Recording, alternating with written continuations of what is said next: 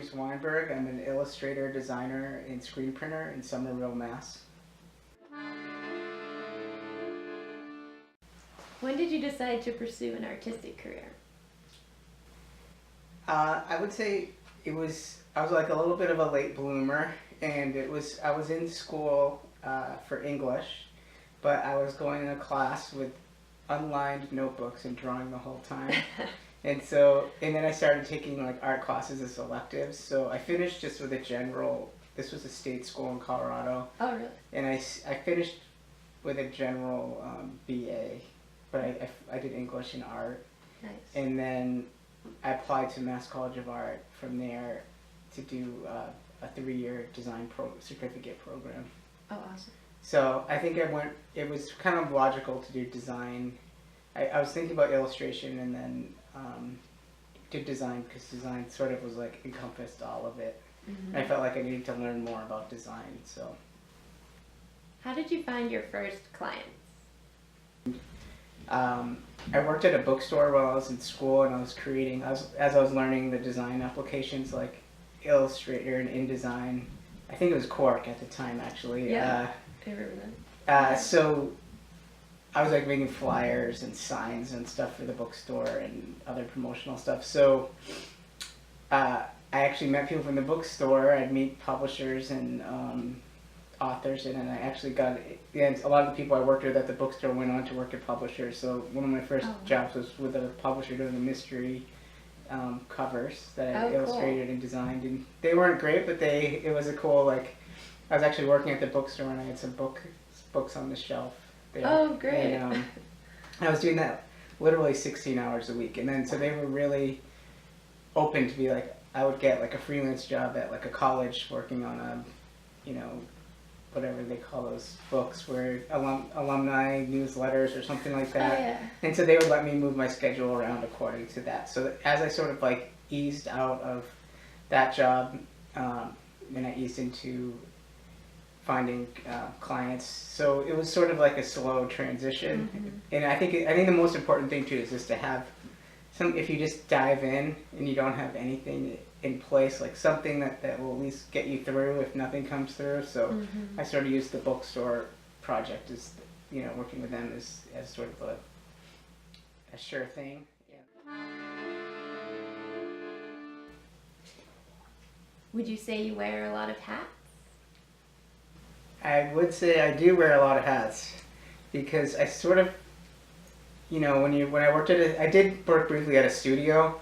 When you're at a studio, you wear a lot of hats too, but there's a project manager, there's copywriters, there's editors, there's people that communicate with the clients. And so since I've been on my own, I do all of that, and I also do the illustration. So when I work with a company, I'll, do the proposals, do the identity, do the illustration if that's required, and then, prepare the files for print and all that stuff. So, and then oftentimes with my silkscreen background, I'll silkscreen a lot of the collateral too. So,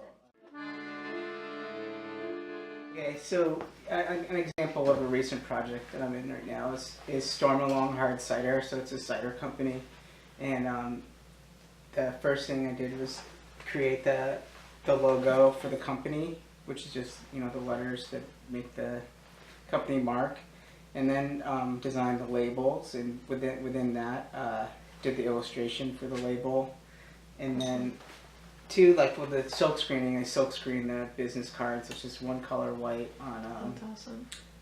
on blue paper. So I guess when I work with clients, I generally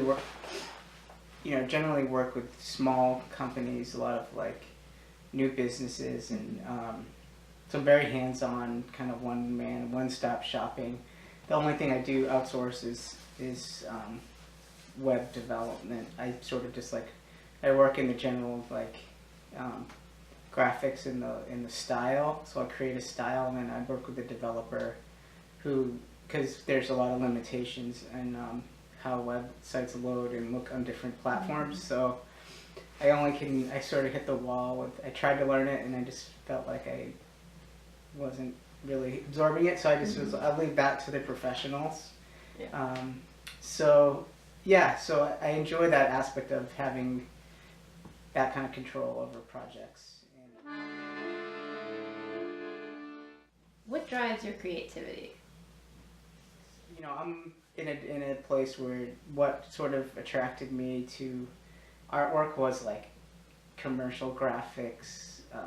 You know, like um, I grew up skateboarding a lot, so like looking at skateboard graphics and music stuff. So that tends to be more like the direction I go in. So I'm not really dealing with the big issues like internal issues or anything like that. I just try to make things look cool and things that I think are interesting to look at. And I spend a lot of time like at the Natural History Museum and looking at animals and plants and stuff. And then I do a lot of nature inspired stuff. And then I like to go to museums in general and just look at how people, you know, approached figures, even from like Japanese art, where the perspectives are strange and but they look really cool. Right. And then medieval art with like it almost looks like folk art.